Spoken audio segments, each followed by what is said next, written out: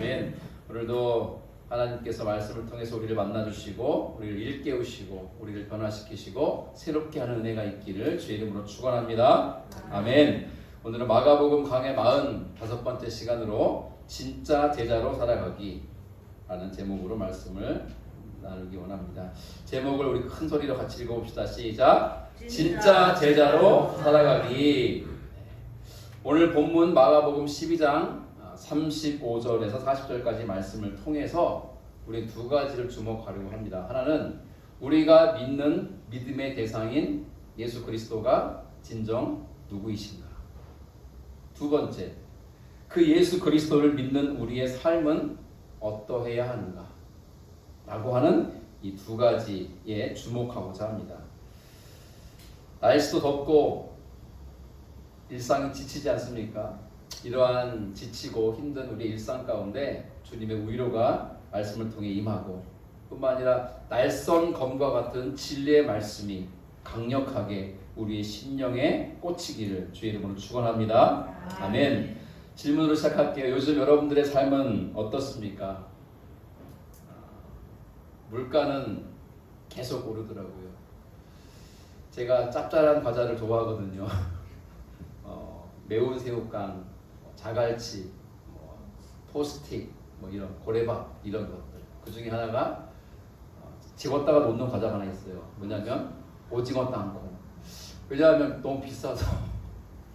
오징어 땅콩이 봉지가 이제 사이즈가 다양하잖아요. 작은 게 있고 좀 큰 게 있고 되게 큰 게 있고 그런데 제일 작은 거를 하나 골라도 얼마인지 혹시 아세요? 2,500원이에요. 1,700원은 옛날 분이십니다. 여러분 말이 돼요? 근데 그게요, 그 가스 들었잖아요. 봉지 탁 뜯으면요, 이게 그릇에 따라 보니까 셀 수 있을 만큼 몇 개 안 들었어요, 진짜. 물가가 너무너무 올라가고 있어요. 그래서 빵집들도 빵을 만들어서 가격을 올려야 되는데 밀가루가 올라가니까 값이 올라가니까. 그런데 빵값을 계속 올리면 소비자들이 부족하면서 안 사게 되니까 빵값을 동결 대신 뭘 해요? 빵의 크기를 줄이고 재료를 적게 하는 거죠. 할 수 없죠. 이런 식으로 식당들마다 또 카페마다 혹은 빵집마다 일반 가게마다 모든 게 다 그렇게 지금 어렵게 되어져 가고 있어요. 참 물가가 많이 오르고 참 경기가 어렵다. 대구 어디를 가든지 건물에 임대 딱지 붙어있는 건물을 흔히 보는데 가장 심한 곳에 보니까 중앙로, 동성로 이쪽이더라고요. 정말 텅텅 빕니다. 우리 유라동도 마찬가지예요. 우리 앞쪽에 그죠?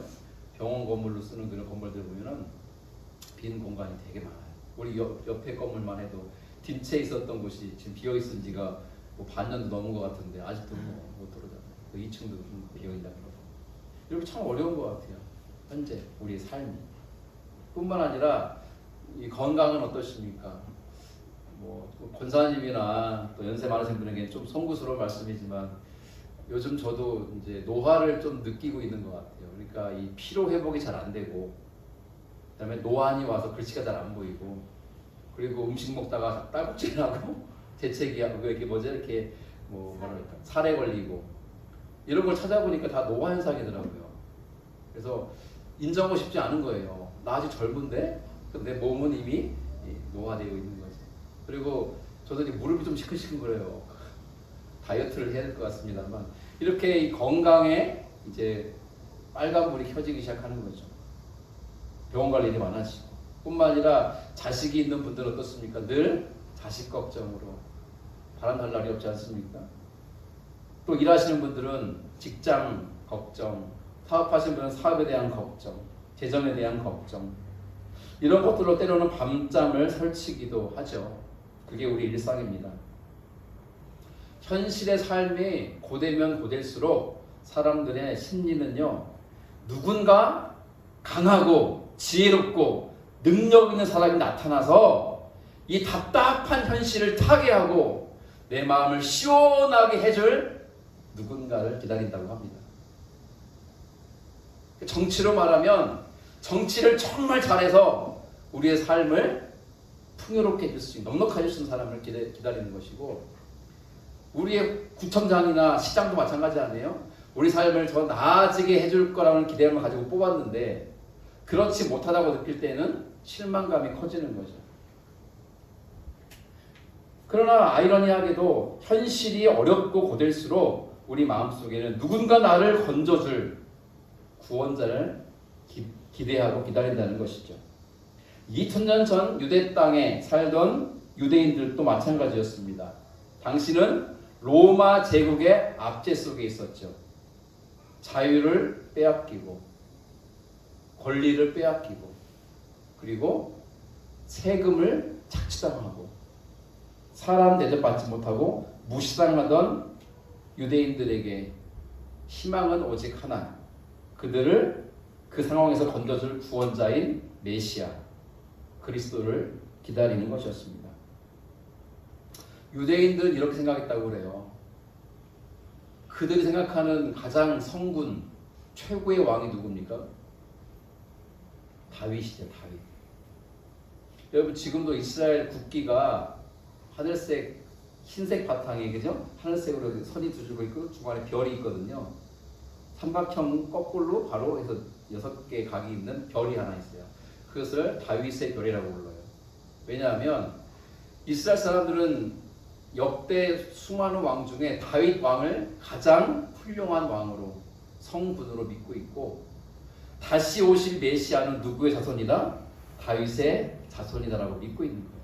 그래서 구약시대에 이스라엘을 가장 부국 강병을 이루게 했던 창대하게 했던 다윗 왕, 그 다윗 왕과 같이 훌륭하고 멋진 영웅이 등장해서 우리를 지금의 상황에서 건져줄 그러한 구원을 기대하고 있었다는 것이죠. 그러나 그들의 기대는 사실은 강력한 정치력이나 강력한 군사력을 동원할 수 있는 그런 영웅을 기대했던 거죠. 그런데 예수님은 그런 분으로 오신 것입니까? 아니잖아요. 예수님은 그런 그들의 기대와 바람을 철저하게 깨뜨리십니다. 그들의 고정관념을 박살나게 하는 거죠.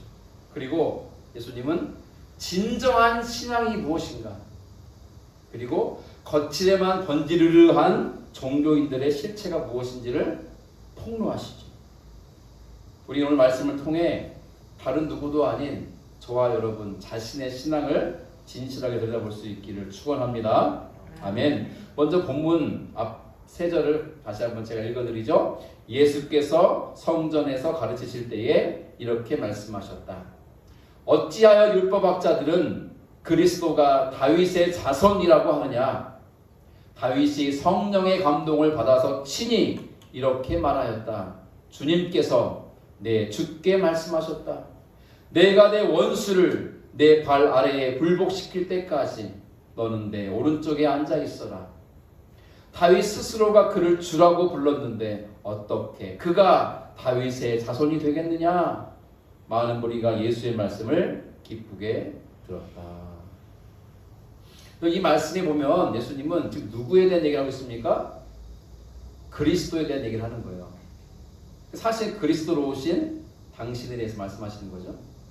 그런데 뭘 인용하시냐면 36절이 구약에 있는 시편 110편 1절 말씀을 그대로 인용한 거예요. 110편은 누가 쓴 시냐면 다윗이 쓴 시인데 다윗이 이렇게 말한 거예요. 성령의 감동을 받아서 뭐라고요? 주님께서 내 주께 말씀하셨다 이렇게 표현합니다. 자, 그래서 시편 110편 1절을 한번 다시 보시면 말씀이 똑같지 않습니까? 주님께서 내 주님께 말씀하시기를 내가 너의 원수들을 너의 발판이 되게 하기까지 너는 내 오른쪽에 앉아 있어라 하셨습니다. 여러분 이게 이해되세요? 주님께서 내 주님께 말씀하시기를. 여러분 앞에 주님은 누구고 뒤에 주님은 누굽니까? 여러분 곰곰이 생각하면 답을 찾을 수가 있어요. 주님께서 하는 앞에 노란색으로 있는 주님은 성부 하나님을 가리켜요. 주님께서 이걸 바꾸면은 하나님께서 와요. 하나님께서. 그리고 뒤에 있는 내 주님께 할 때 내 주님은 누구를 가리킬까요? 대충 찍어도 맞지 않을까요? 성자 하나님이신 메시아 그리스도를 가리킵니다. 자 보세요. 그러니까 주님께서 내 주님께 말씀하시기를 이거는 같은 아니 하나님이 자기 자신에게 말씀하셨다는 뜻이야? 그게 아니라 하나님께서 나의 주님 되시는 성자 하나님 그리스도께 말씀하시기를. 자, 이해되신 거죠? 그러면 여기에서 다윗이 한 말인데 장차 올 그리스도를 가리켜서 뭐라고 불렀어요 지금? 내 주님이라고 불렀다는 것을 여러분 기억하세요. 그런데 여러분 기억하실 뭘 얘기하면 그 그리스도 메시아가 누구의 자손으로 오신다고 그랬죠? 다윗의 자손으로 온다고 그랬어요. 그래서 예수님이 예루살렘에 입성하실 때 사람들이 어떻게 했어요? 호산나 다윗의 자손이요 라고 불렀잖아요. 그러니까 다윗의 자손이라고 부르면 누굴 가리키냐? 구원자이신 메시아 그리스도를 가리키는 말이에요. 그런데 다윗의 입장에서는 어때요? 그리스도가 자기의 후손이잖아요. 후손. 맞아요? 다윗의 자손으로 오신다고 했으니까 다윗의 입장에서는 그리스도가 자기의 후손 중에 하나일 거 아니에요. 이해되세요? 후손으로 오실 거라고 했으니까 몇 대 손인지는 모른다 할지라도 후손 중에 한 인물로 올 것은 알잖아요. 예언된 거니까. 그런데 다윗이 할아버지잖아요. 몇 대죠 할아버지. 근데 할아버지 입장에서 자기 후손에게 뭐라고 불러요? 내 주님이라고 부른다는 거예요. 여러분 이 상황을 잘 생각해 보세요. 할아버지가 손자를 보고 오, 내 주님이요 하면서 엎드려 절하면은 어떻게 될까요? 치매 걸린 할아버지거나 그렇죠? 정신 나간 할아버지겠죠. 동경제 하은이 앞에서 오 나의 주님이요 하고 엎드려 절해 본 적 있습니까? 아빠도 못하는데 할아버지가 어떻게 하겠어요? 치매 걸린 게 아니고 정상적인 할아버지라면 자기 손주에게 엎드려 절하면서 오 나의 주님이요 라고 말하겠냐고요. 그럴 리가 없잖아요. 그것보다 더 심한 상황인 거예요. 다윗은 몇 대조 할아버지거든요. 근데 그 할아버지가 살아있는 동안 성령의 감동으로 예언하는 거예요. 뭐냐? 주님께서 하나님께서 내 주님께 누굽니까? 성자 예수 그리스도께. 그러니까 예수님은 그 당시 구약에는 이 땅에는 계시지 않았잖아요. 아직 오시기 전이니까 하늘에 계신 상태니까. 그런데 다윗은 그를 가리켜서 내 몇 대 손으로 올 나의 후손 중에 하나인 그리스도여 라고 말하는 게 아니라 내 주님이라고 불렀다는 것을 유념해 보시자고요. 질문을 해야 돼요. 왜 다윗은 자기의 몇 대 후손으로 올 자기 후손 중에 하나인 그리스도를 가리켜서 내 주님이라고 불렀을까요?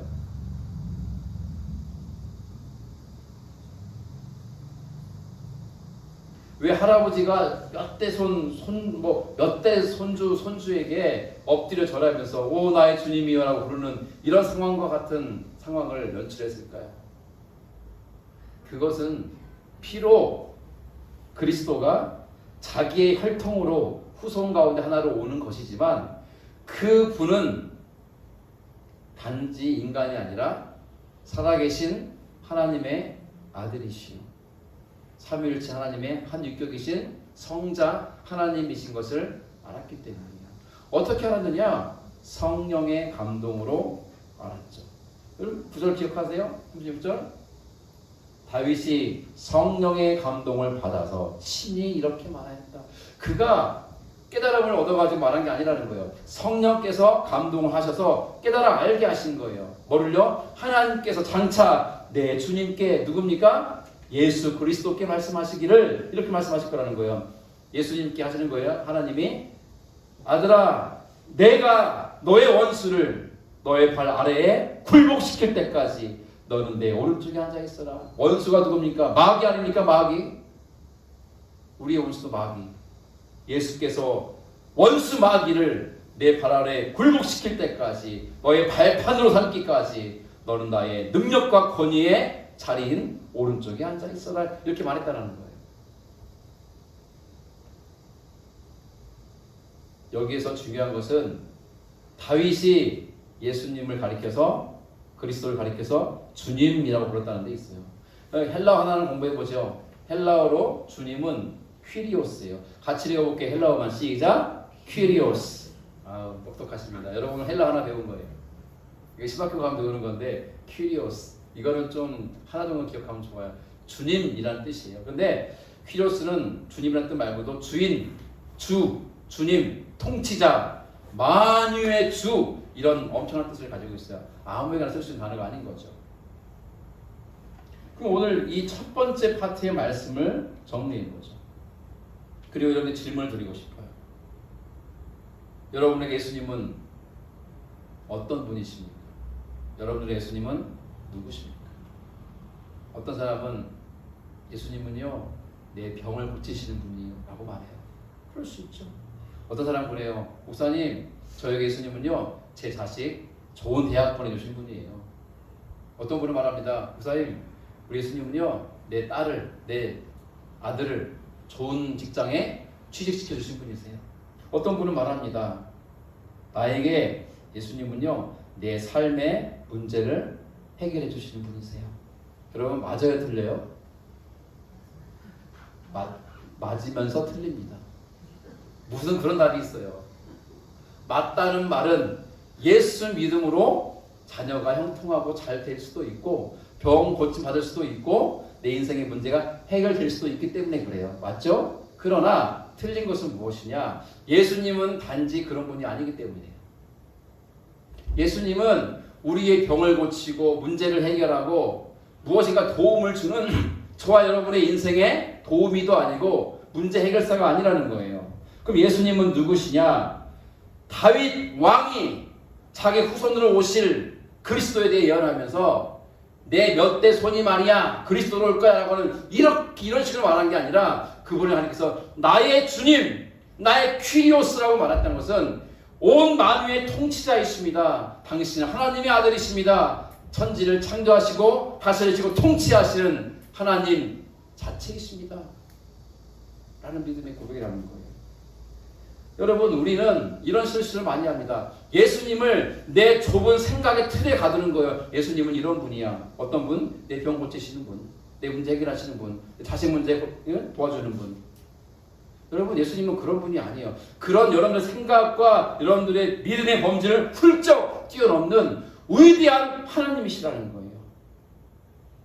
예수님은 우리를 죄와 사망에서 건지시는 구원자세요. 온 세상을 창조하시고 다스리시는 통치자예요. 여러분 기억하세요. 사람도 이런 게 있어요. 만약에 여러분이 저를 그저 그런 목사로 생각하고 따르고 있다면 저를 통해서 그저 그런 정도의 경험을 하게 될 거예요. 그러나 저를 여러분들이 제가 그렇다는 건 아니고 대구에서 최고 좋은 목사고, 왜 웃으세요? 대한민국에서 최고 좋은 목사라고 믿고 저를 따라온다면 저를 통해서 그러한 경험을 하게 될 줄로 믿습니다. 그것은 주님께서 그렇게 하실 것이기 때문에 그래요. 저도 회개할게요.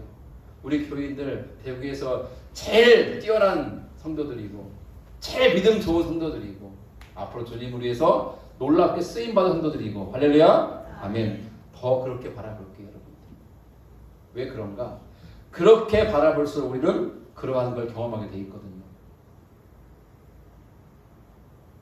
여러분, 서로를 바라볼 때에 속으로 아이고, 그 뜻은 모르겠지만 아이고 화상아 그렇게 있잖아요. 아이고 화상아, 아이고 인간아.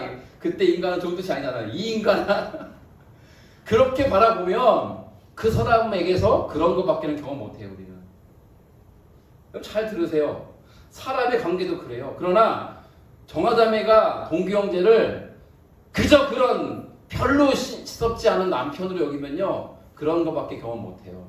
그러나 세상에서 하나뿐인 하나님이 허락하신 내가 사랑하는, 나를 사랑해주는, 그리고 앞으로 주님의 큰 복받을 남편으로 바라본다면 그런 남편에 대한 경험을 하게 된다는 거예요. 마찬가지예요. 내 아내를 보면서 그저 그런 옆집 아줌마만 못한 에이, 결혼도 후회되는 그런 사람으로 바라본다면 그 정도밖에 경험 못해요. 아내를 통해서. 그러나 내 아내를 소중한 여인으로, 나를 사랑해주고 나를 섬기고 내 자녀를 낳아주고 온 살림을 열심히 감당해주고 나와 함께 믿음의 길을 걸어가는 나의 든든한 지원자이고 후원자이고 중보의 기도자이고 나의 힘이 되어주는 사람으로 바라보고 그렇게 대한다면 뭘 경험한다고요? 내가 기대하고 바라는 경험을 하게 된다는 거예요. 여러분 이 말씀 이해하시겠어요? 저를 여러분들이 시시하게 여기면요 별로 경험하지 못해요. 그러나 저를 굉장히 좋게 좀 과장해서 좀 위대하게 바라본다면 그러한 경험을 하게 된다는 거예요. 저 역시 마찬가지라는 거죠. 여러분들에 대해서. 사람의 관계도 그러할진데 우리 주님 예수님에 대해서는 어떻겠습니까? 단지 예수님은 내 아플 때 낫게 해주고 병들었을 때 치료하시는 분으로만 안다면 그 정도밖에는 경험 못해요. 주님을. 그러나 주님은 그런 분이 아니에요. 우리의 문제의 도움이, 우리 문제 해결사, 우리 인생의 지킴이 이런 차원의 예수님이 아니에요. 잘 기억하세요. 예수님은 태초부터 계셨고 천지를 창조하셨고 천지를 다스리시고 지구만이 아니라 온 우주 만물을 자기의 거룩하신 뜻과 계획 가운데 운행하고 계신 하나님이신 분이 예수님인 줄로 믿습니다. 아멘. 그 크신 예수님을 우리는 바라봐야 되고 믿어야 된다는 거예요. 그 말씀하시는 거예요. 니네들은 나를 로마의 압제에서 해방시켜줄 독립군의 장군이나 정치적인 해방자로 생각하느냐? No. 나는 그런 자가 아니다. 나는 온 인류를 구원하기 위해서 내려온 하나님의 아들이요 하나님인 너희 구원자 그리스도이다. 이제 두 번째 스토리로 넘어갑니다. 오늘은 말씀이 짧습니다. 자, 38, 39절 제가 읽어드리죠. 예수께서 가르치시면서 이렇게 말씀하셨다. 율법학자들을 조심하여라. 그들은 예복을 입고 다니기를 좋아하고 장터에서 인사받기를 좋아하고 회당에서는 높은 자리에 앉기를 좋아하고 잔치에서는 윗자리에 앉기를 좋아한다. 여러분 율법학자들에 대해서 지금 예수님이 지적하시는 거예요. 그들의 의선적인 신앙과 삶에 대해서 특히 세 가지를 지적하거든요. 여러분 잘 찾아보세요. 첫 번째는 뭡니까? 말씀을 통해서 보면은 길고 화려한 예복을 입기를 좋아한다고 했어요. 여러분 상상해 보세요. 긴 옷, 땅에 끌릴 만큼 긴 옷, 그리고 화려하게 수놓아지고 번쩍번쩍 보석이 박힌 옷을 누가 입고 다닐까요? 1. 부자, 2. 가난한 자. 1. 권력자, 2. 서민이나 천민. 누구예요? 권력자, 기득권층, 부자, 힘 있는 자들이 입고 다니는 옷이란 말이에요. 길고 멋진 옷, 아름답게 수놓고 번쩍번쩍 보석이 박혀있는 옷을 입고 다니는 거예요. 그런 옷을 입고 다니기를 좋아하는 자들이 율법학자들이라는 거예요. 여러분 그런 옷을 입고 다니면서 마음속에 무슨 생각을 품었을까요? 그렇죠? 얘들아 나는 너희들과는 달라. 너희들은 부정한 자들이고 나는 정결하고 거룩한 자야. 특권의식. 하찮게 보고 무시하는 거죠. 두 번째는 어떤 사람들입니까? 율법학자들이 인사받기를 좋아하는 자들이라고 했어요. 인사받기. 회당에 가든 그러니까 교회에 가서 인사받기를 좋아하고 또 동네에 가서 인사받기 좋아하고 또 시장이나 어디 사업처나 직장이나 어디 가든지 인사받기를 좋아하고. 그럼 제가 하나 말씀드리고 우리 교인 중에 그런 분이 없기를 소망하는데 제가 엘리베이터를 타가지고요 우리 동네 우리 집에서 이게 층은 달라도 얼굴 대충 보면 알잖아요. 조금은 자꾸 다 만나니까 인사를 해요. 제가 안녕하세요 이렇게 인사. 대부분의 아저씨들은 어떻게 반응을 하세요? 예. 인사를 받는 거예요. 여러분 인사 받는 거예요. 인사 받는 거 무례한 거예요. 예. 아니 안녕하시냐고 물었는데 예. 받고만 끝나면 어떻게 해요? 어떻게 해야 돼요? 예. 안녕하세요. 같이 해야죠.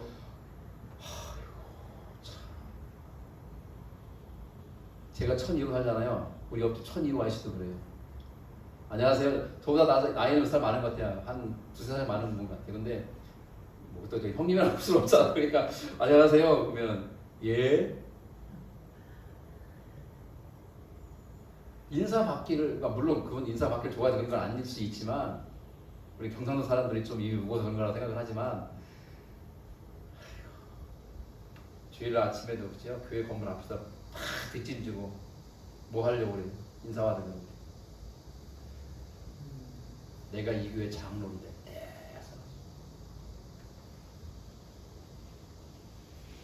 여러분 부끄럽지 않습니까? 이런 모습이. 대접받기를 좋아하고 대우받기를 좋아하고 남들을 존중할 줄 모르고 무시하고 함부로 돼요. 세 번째 맞아 뭡니까? 높은 자리에만 앉으려 하는 자들아. 교회 가면 맨 앞줄 이렇게 탁 로얄석에 다 자리 지정석 있는 거 아시죠?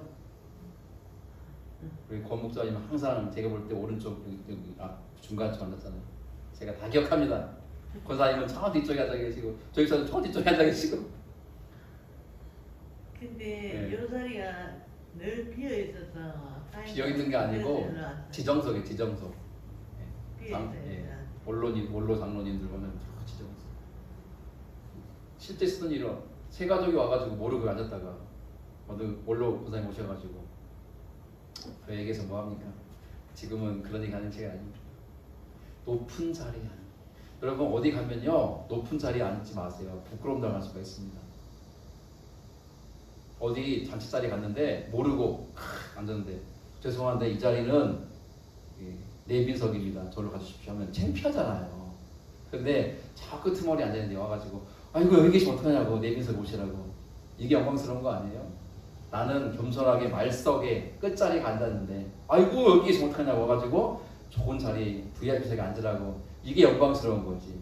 자기 스스로 VIP석에 딱 앉아있는데 갑자기 호스트가 와가지고 죄송한데 저기로 가주시겠습니까? 이러면 부끄럽잖아요. 근데 이 사람들이 이렇다라는 거예요. 어디를 가든지 높은 자리, 윗자리만 추구하고 거기만 앉는 거예요. 여러분 높은 자리는 뭐 하는 자리입니까? 섬김 받는 자리예요. 명령하는 자리고 지시하는 자리고 누리는 자리예요. 섬기는 끝자리에 절대 앉지 않으려고 하죠. 예수님은 그들을 지적하세요. 그리고 오늘 본문의 마지막 절 드디어 같이 읽어볼까요? 시작! 그들은 과부들의 가산을 삼키고 남에게 보이려고 길게 기도한다. 이런 사람들이야말로 더 엄한 심판을 받을 것이다. 아멘.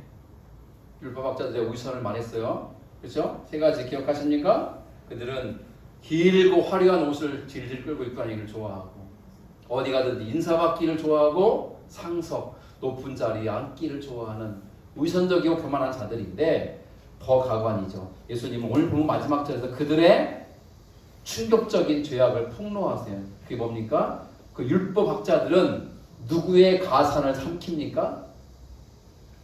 과부들의 가산을 삼킨다 그랬어요. 이게 무슨 말일까요? 율법학자들이 뭘 가르칠까요?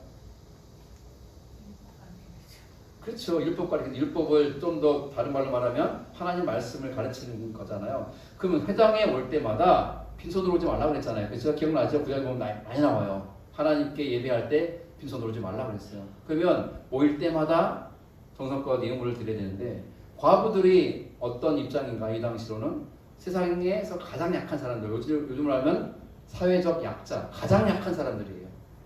가진 것도 없고 생활 능력도 없고 천시받고 무시받는 사람들이 과부였거든요. 요즘 시대는 그렇지 않죠. 당당하게 일하고 살 수도 있는. 그 당시는 그렇지 못했거든요. 근데 그들의 고열을 짜내는 거예요. 있는 거 없는 거 쥐어 짜내서 헌금하게 하고 돈 내게 하고. 그래서 그들의 가산을 삼켰다. 오죽하면 삼켰다라는 헬라어가 파곤인데 원래 뜻은 개걸스럽게 먹어치우다. 여러분 늑대가 죽은 시체를 먹을 때 봤어요? 동물양국에서 늑대는 사냥을 자기가 직접 하기도 하지만 잘 안 하고 누구 뒤를 쫓아다니면 사자나 호랑이 뒤를 쫓아다녀요. 그래가지고 사자나 호랑이가 잡아먹고 남은 고기를 뒤에서 먹는 게 승냥이 같은 그런 애들이에요. 먹을 때 보면요 막 먹거든요.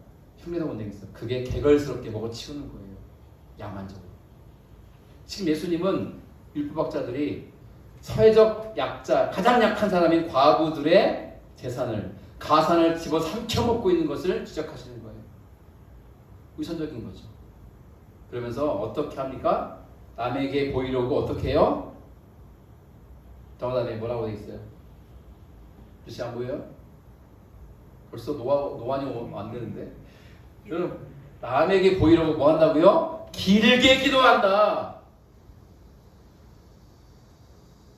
주님께 하소연할 게 많아가지고 눈물로 길게 기도하는 거야. 뭐가 문제겠습니까만 남에게 보이려고 경건한 척 하려고 신앙심이 좋은 척 하려고 길게 기도하고 어려운 말씀도 기도하고 온갖 미사옥을 써가며 기도하는 의선 중에 의선자들. 마지막 경고 뭡니까? 이런 사람들이야말로 더 엄한 심판을 받을 것이다. 무서운 심판의 예고를 하십니다. 이제 말씀을 정리하죠. 오늘 우리는 두 부류의 모습을 살펴보았어요. 하나는 어떤 사람들입니까? 주님을 자기 수준으로 끌어내려서 자기 소원 성취의 도구로 삼는 자들. 예수님이 어떤 분이신지를 몰라.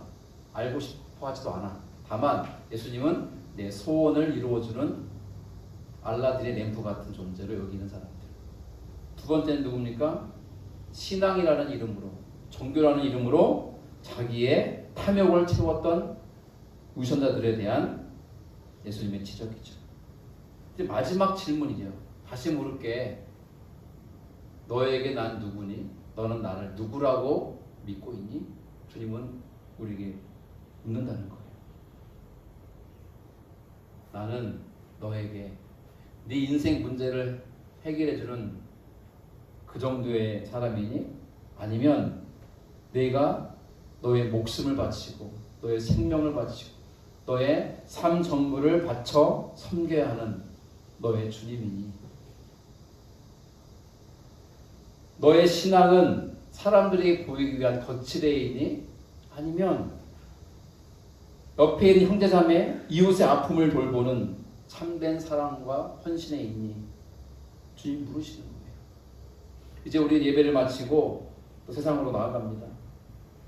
전 여러분들이 예수님이 지적하시고 책망하신 율법학자들의 그 펄럭이는 긴 옷자락과 같은 신앙인이 되지 않기를 소망합니다. 오히려 다윗처럼 하나님 앞에 겸손히 무릎을 꿇는 신앙인이 되기를 간절히 축원합니다. 세상은 더 높아져라, 더 많이 가져라, 더 강해져라 라고 우리를 부추깁니다. 그러나 겉만 화려한 영화의 세트장 같은 신앙, 주님은 엄한 심판이 임할 거라고 말씀하셨습니다. 우리 주님이신 예수님은 누구십니까? 가장 높은 곳에 계셔서 가장 큰 영광을 받으시기 합당한 분이심에도 불구하고 천한 몸을 입고 낮고 천한 이 땅 가운데 오신 분이시고 우리를 죄와 사망에서 건지시기 위해서 친히 저 낮고 낮은 십자가에 달려 죽기까지 하신 분이 바로 우리 주님이십니다. 우리가 의지할 분은 바로 우리를 사랑하실 때 끝까지 사랑하시고 우리를 위해서 자기의 목숨까지 내어주신 예수 그리스도를 의지하고 믿고 사랑하는 것 아니겠습니까? 그리고 그 사랑을 내 형제와 내 자매에게, 내 주변의 연약한 이들에게, 그리고 이 땅에 도움이 필요한 모든 이들에게 그 주님의 사랑과 헌신과 섬김을 실천하는 진짜 제자로 살아가야 하지 않겠습니까? 우리 모두 그러한 진짜 제자로 살아갈 수 있기를 주 이름으로 축원합니다. 아멘.